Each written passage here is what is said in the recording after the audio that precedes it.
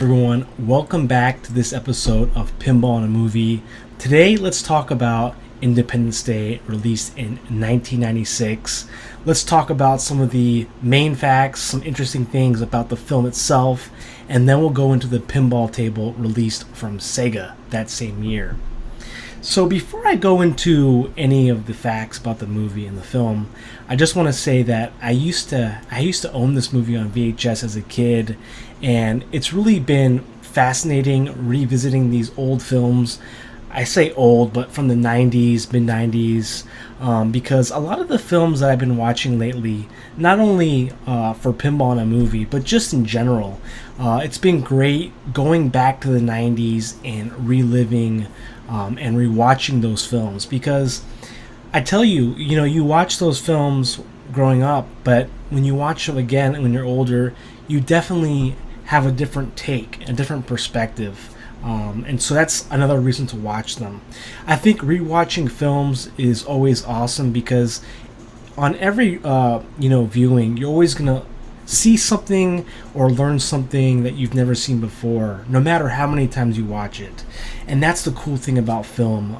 Watching Independence Day this evening, I saw some things, understood some things that I never really understood as a kid growing up. I actually didn't understand the plot that they were using in this film to destroy the aliens. But now watching it, it kind of made sense, right? But when I was a kid, I was just like, yeah, bad guy, good guy. That was like my understanding. But let's give some facts here. So the film was released in the mid-90s in 1996. It actually released on July 2nd in some private theaters at first. It was meant to release... it went full release on July 3rd, but it was anticipated so much, and one of the things about Independence Day was that it was hugely advertised, and the trailers and the teasers for it leading up to the film's release really gave moviegoers something to look forward to. So as a result, it was released on July 2nd, which is the same day the movie takes place in the film. The genre is a sci-fi disaster film, science fiction disaster films, and on that point, disaster films really started to take a turn and started to become popular in the mid-90s with movies like Twister, Independence Day, Deep Impact, Armageddon. And that's because technology and CGI was advancing, so they could do a lot more things with the kind of genre of disaster than having actual sets and all the work that it would take. So keep that in mind.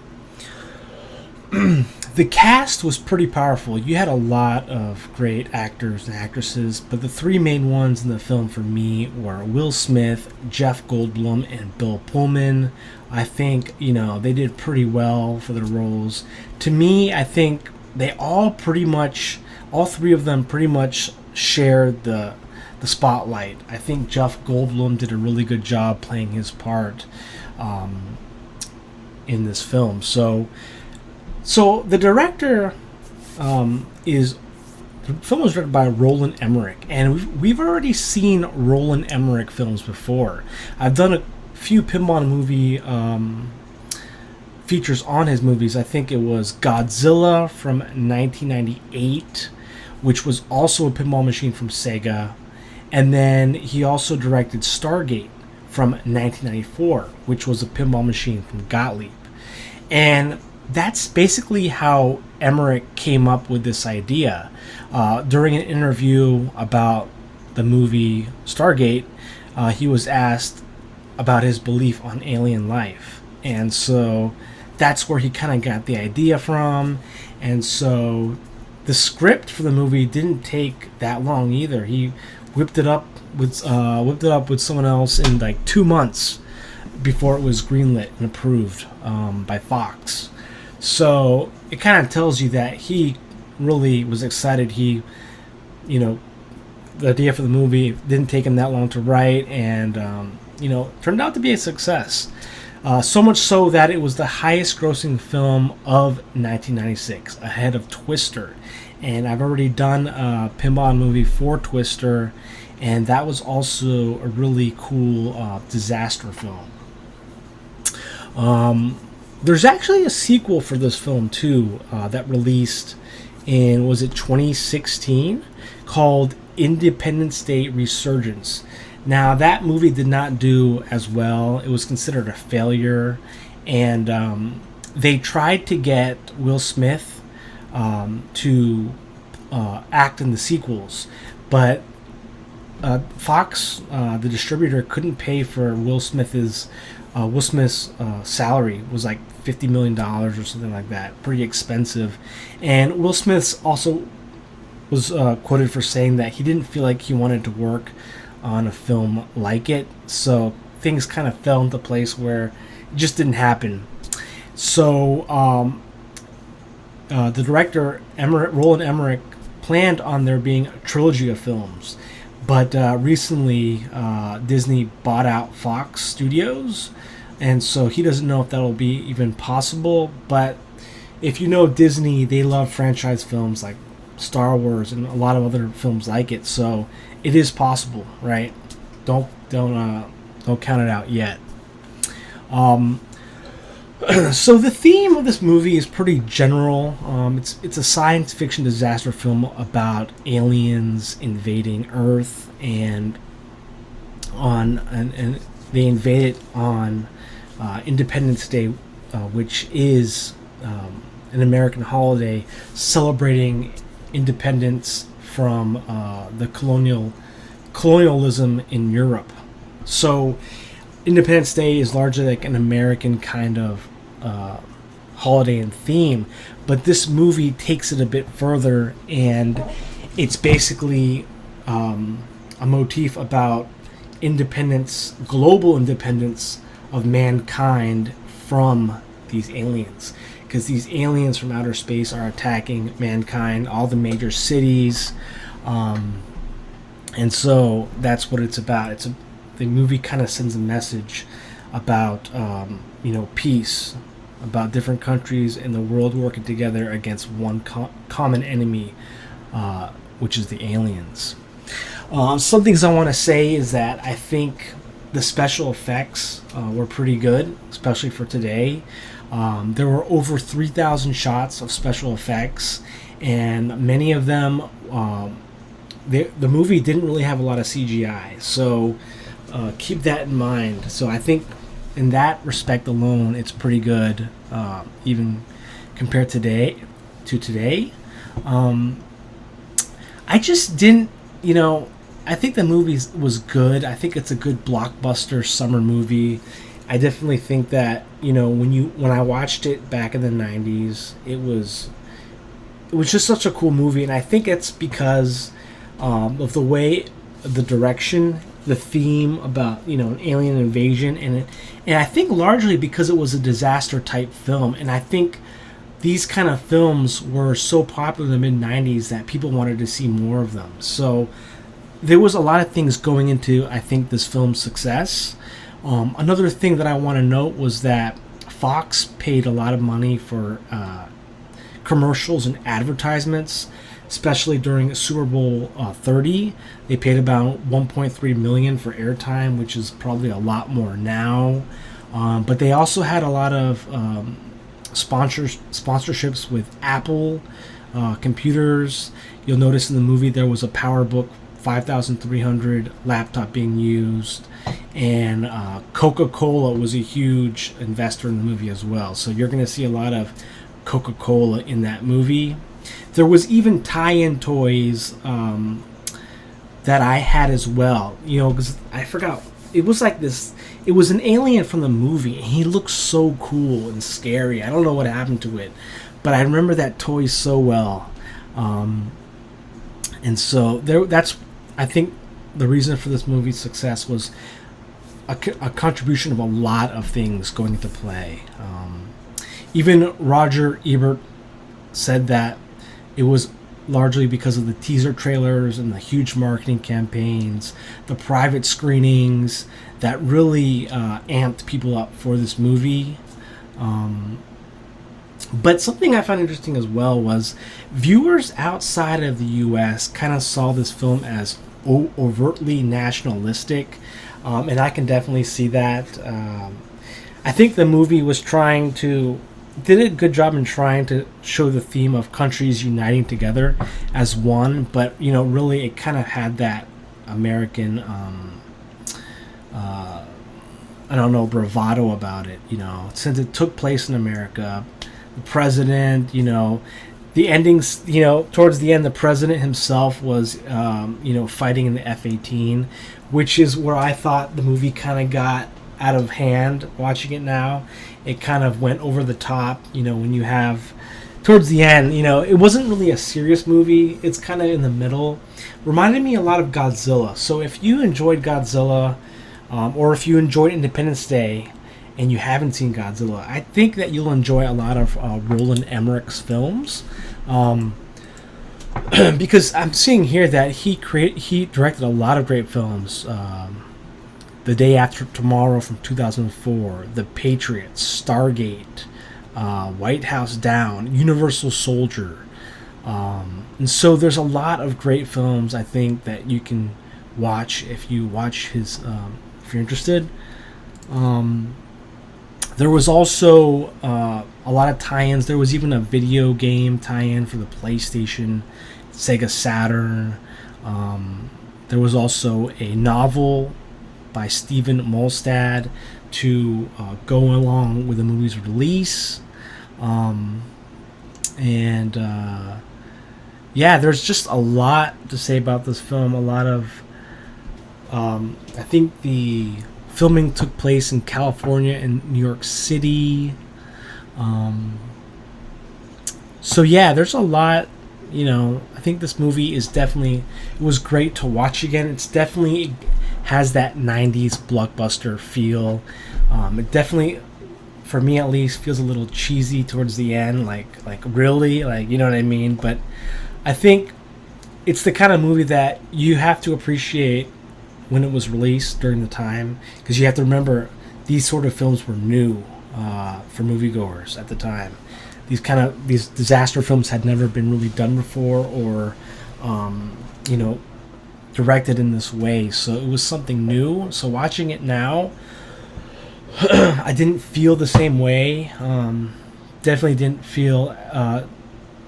seem as good as it did when I was a kid, but that doesn't take away from the film's importance in the canon of films. It's definitely one of the great films that a lot of people know about for many reasons. I think I've said pretty much most of the things I wanted to say about the movie. I know you can read a lot more about it on Search, but so the second one I have not seen, but I might watch it now. I might watch it soon because I just watched this one, and I'm interested to see if there's a third one that gets released by Disney. Recently, this prequel to Twisters released in theaters, so I'm curious to see how that one's doing right now, if any of you guys have seen it. But now let's talk about the pinball machine here. So the pinball machine was released that same year, 96, by Sega. Only about 1,500 units were produced in total, so not a lot, relatively rare. But it features a cool alien toy designed by the same people who created the tie-in toys, Trendmaster, I think. So I think that's pretty cool, when you can incorporate, the company that makes the toys for the movie and then use that same toy on the table. You have a lot of loop shots, a lot of cool lighting effects. You have to hit certain targets on the table to release the secrets of Area 51. But follow me now. We'll play some of that table. Guys, here we go. Welcome to the pinball portion of the film. Another thing I want to mention is that this game also includes custom speech from Will Smith, Bill Pullman and Jeff Goldblum, who you can see on the back glass there. You can also see the alien toy in the middle and the spaceship on the left. So you got quite a few toys on this table, and yeah, it's a pretty high scoring table. And let's give it a go. And what's funny too is I've always played this table, like I always play it on July 4th or nearing it. So let me turn the volume up for the table itself. Kind of sounds like a Batman theme almost. Alright, here we go. What's the skill shot? Oh man. A lot of ramps here. Let's see. Let's hit the alien in the middle.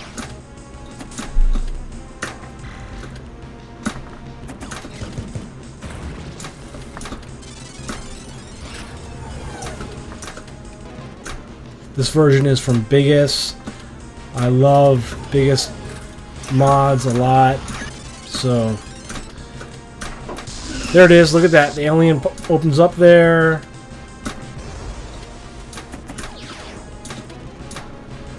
Oh, nice! You can go back to plunger. I didn't know that. Oh, that's pretty cool how it shows the F-18s on the radar. It's got a nice extra third flipper. There we go. We locked the ball. Wow, that's awesome. Even the lighting effects kind of remind me of like fireworks. Sounds like Will Smith during that. Okay, so we have to lock the ball in the alien. Oh, man. And check out something else, too. Underneath the flippers, you see the alien eyes? How they glow like that? That's so cool.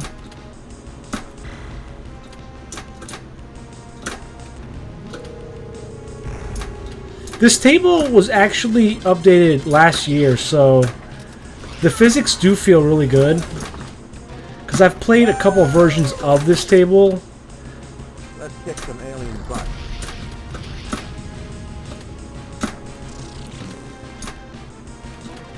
And then just looking on the playfield, I'm seeing, you see Jeff Goldblum on the laptop.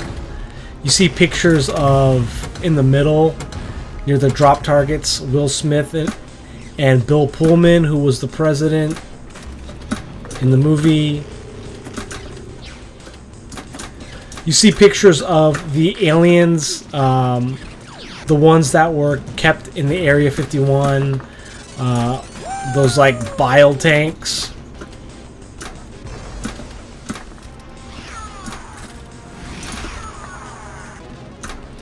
Just a really cool table. So I think one more ball, we'll get the multi-ball.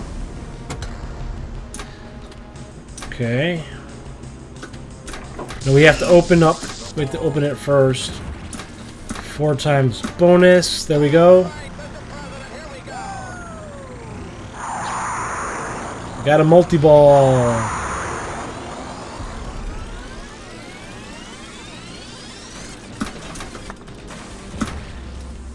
And I just want to say, I think the movie really does a good job at conveying what it must feel like to see like an alien invasion in this day and age. Like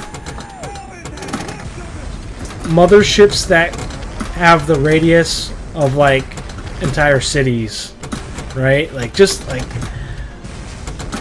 it was a very convincing movie at the time and a little bit now, you know.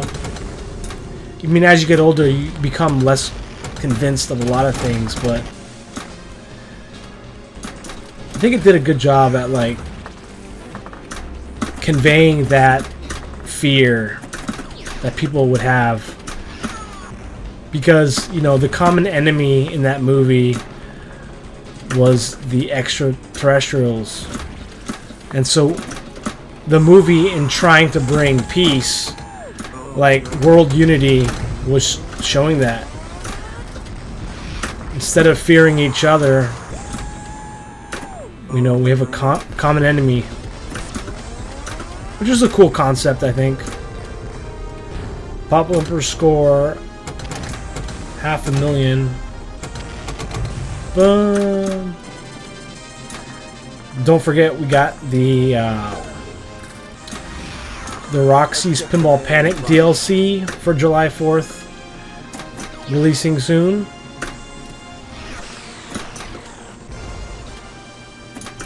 Still on ball 2. Red alert.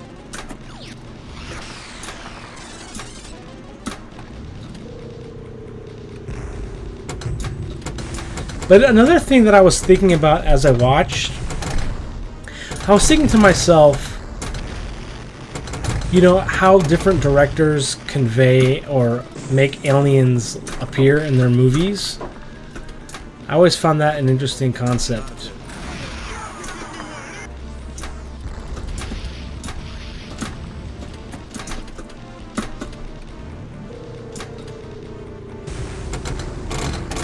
Loving the red flashers as well. Flashing ramps for 50 million. Probably the best I've ever done on this table.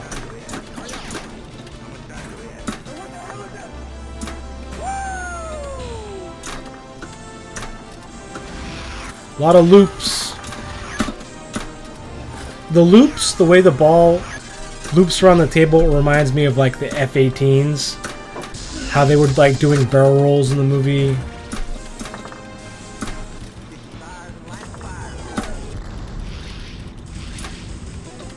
What do we have to do here? Left loop.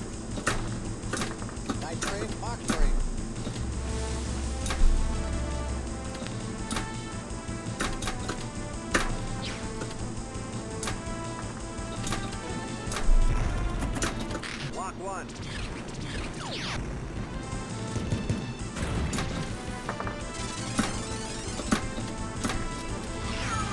So it looks like you can you can lock multi-ball in the right scoop as well as the center scoop.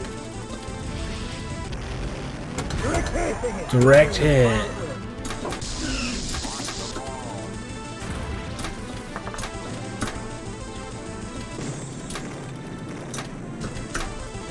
Left loop still.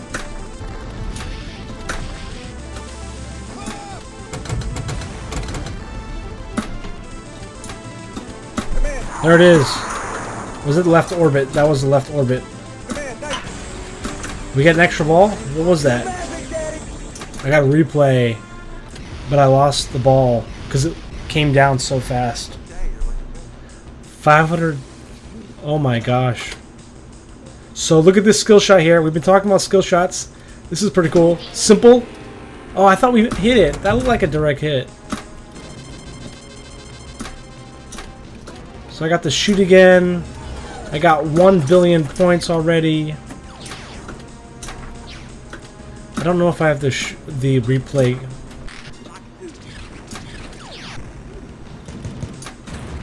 The replay credit.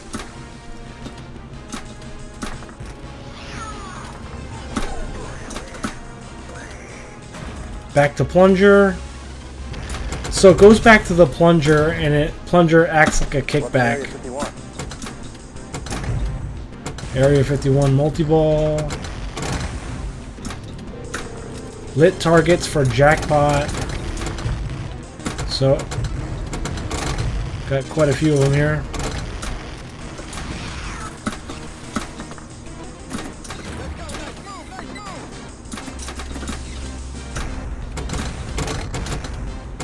Pop bumper action there. Almost, you know, with this third flipper, it kind of feels like I'm on the F-18 releasing the missiles. That's how it feels from a design point.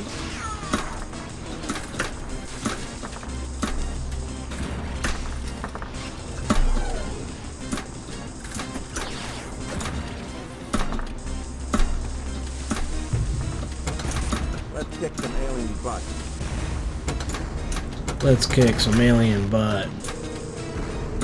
Actually, really nice flow on this table.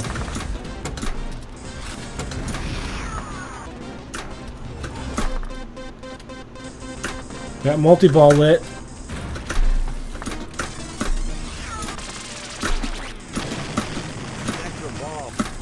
We got the extra ball as well. Let's go.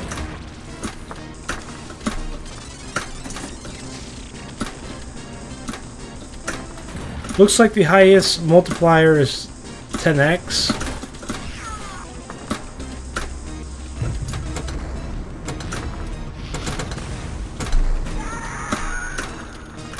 Killing some alien butt here.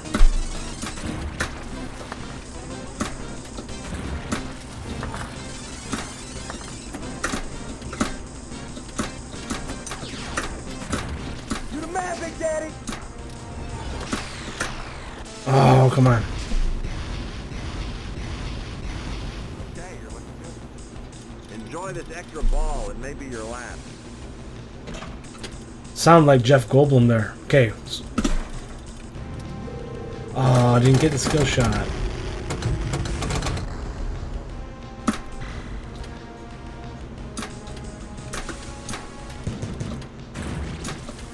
Let's kick some alien butt.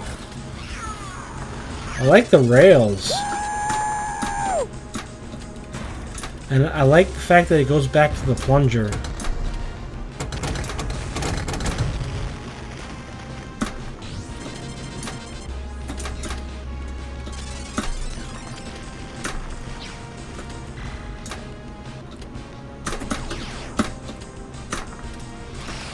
I imagine some movie theaters probably had this pinball table in their like lobby area.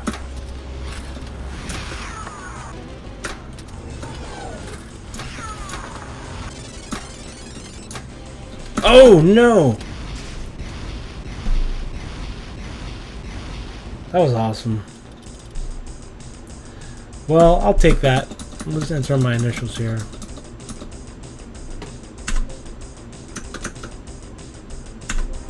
We got 2 billion. 2 billion and some change.